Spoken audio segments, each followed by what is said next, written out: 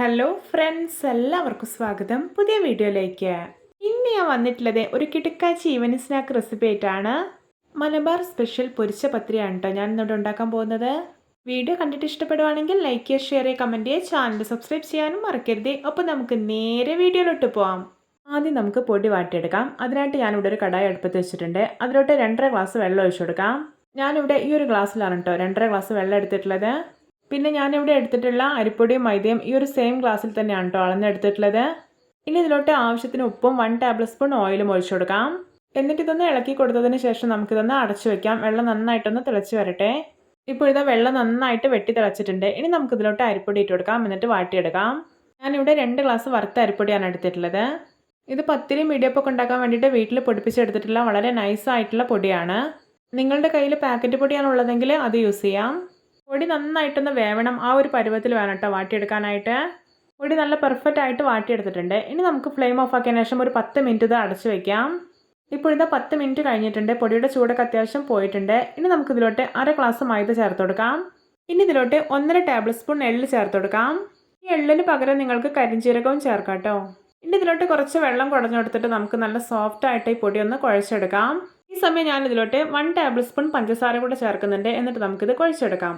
പൊടി കഴിയുന്നത്ര സോഫ്റ്റ് ആയിട്ട് തന്നെ കുഴച്ചെടുക്കുക. എത്രത്തോളം സോഫ്റ്റായി പൊടി കുഴയ്ക്കുന്നോ അത്രയും പെർഫെക്റ്റ് ആയിരിക്കും നമ്മുടെ പൊരിച്ച പത്തിരിയും. ഇപ്പോൾ ഞാനിത് അത്യാവശ്യം നല്ല സോഫ്റ്റ് ആയിട്ട് തന്നെ കുഴച്ചെടുത്തിട്ടുണ്ട്. ഇനി ഇതിലോട്ട് ഒരു 1 ടേബിൾ സ്പൂൺ ഓയിൽ കൂടെ ഒഴിച്ചിട്ട് ഒന്നുകൂടി നമുക്കിത് കുഴച്ചെടുക്കാം. ചിലരൊക്കെ പൊരിച്ച പത്തിരി ഉണ്ടാക്കുന്ന സമയത്ത് തേങ്ങ, അതുപോലെ ചെറിയ ഉള്ളി, ചെറിയ ജീരകം ഒക്കെ ചതച്ചിടാറുണ്ട്. പക്ഷെ ഞാനിതിലതൊന്നും ചേർക്കുന്നില്ല.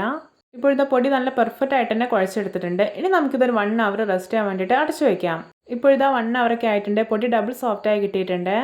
ഞാനിത് 2 വലിയ ബോളുകളാക്കി എടുത്തിട്ടുണ്ട്. ഇനി നമുക്കിത് പരത്തിയെടുക്കാം. അതിനായിട്ട് പത്തിരി പലകമേൽ കുറച്ച് ഓയിൽ സ്പ്രെഡ് ചെയ്ത് കൊടുക്കാം. എന്നിട്ടിത് പരത്തിയെടുക്കാം.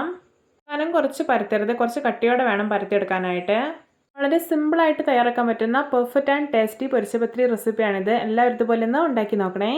ഇപ്പോൾ ഇത് ഞാൻ പരത്തിയെടുത്തിട്ടുണ്ട്. ഇനി നമുക്കൊരു ചെറിയ ബൗൾ വെച്ചിട്ട് ഇതൊന്ന് കട്ട് ചെയ്തെടുക്കാം. ഞാനിവിടെ നമ്മൾ കടയിൽ നിന്നൊക്കെ വാങ്ങുമ്പോൾ കിട്ടുന്ന അത്രയും വലുപ്പത്തിലല്ല, എന്നാലും അത്യാവശ്യം വലുപ്പത്തിൽ തന്നെയാണ് റെഡിയാക്കി എടുക്കുന്നത്. നിങ്ങൾക്ക് നല്ല കട്ടിയുള്ള പൊരിച്ച പത്തിരിയാണ് വേണ്ടതെങ്കിൽ പൊടി നല്ല കട്ടിയിൽ പരത്തിയെടുത്തിട്ട് കട്ട് ചെയ്തെടുത്താൽ മതി. പൊടി വാട്ടി കുഴച്ചെടുക്കുന്ന സമയത്ത് വെള്ളം കറക്റ്റ് അളവിൽ തന്നെ എടുക്കാനായിട്ട് ശ്രദ്ധിക്കണേ. വെള്ളത്തിൻ്റെ അളവ് കൂടി പോവുകയാണെങ്കിൽ പത്തിരിയുടെ ഉള്ളിൽ നല്ല സോഫ്റ്റ് ആയിട്ട് കിട്ടില്ല.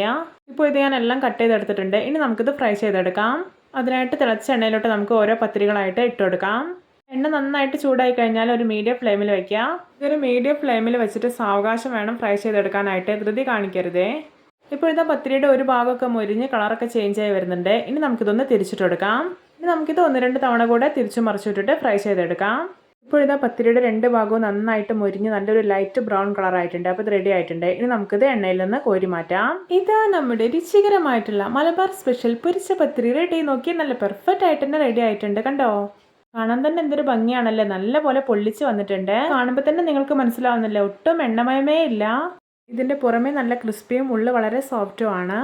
അപ്പോൾ എല്ലാവർക്കും എൻ്റെ രുചികരമായിട്ടുള്ള മലബാർ സ്പെഷ്യൽ പൊരിച്ച പത്തിരി ഇഷ്ടപ്പെട്ടെന്ന് വിചാരിക്കുന്നു. ഇഷ്ടപ്പെട്ട ചാനൽ സബ്സ്ക്രൈബ് ചെയ്യുക, സപ്പോർട്ട് ചെയ്യുക. അപ്പോൾ ഇതുപോലെയുള്ള വെറൈറ്റി വീഡിയോകളായി നമുക്ക് വീണ്ടും കണ്ടുമുട്ടാം. Okay, bye bye.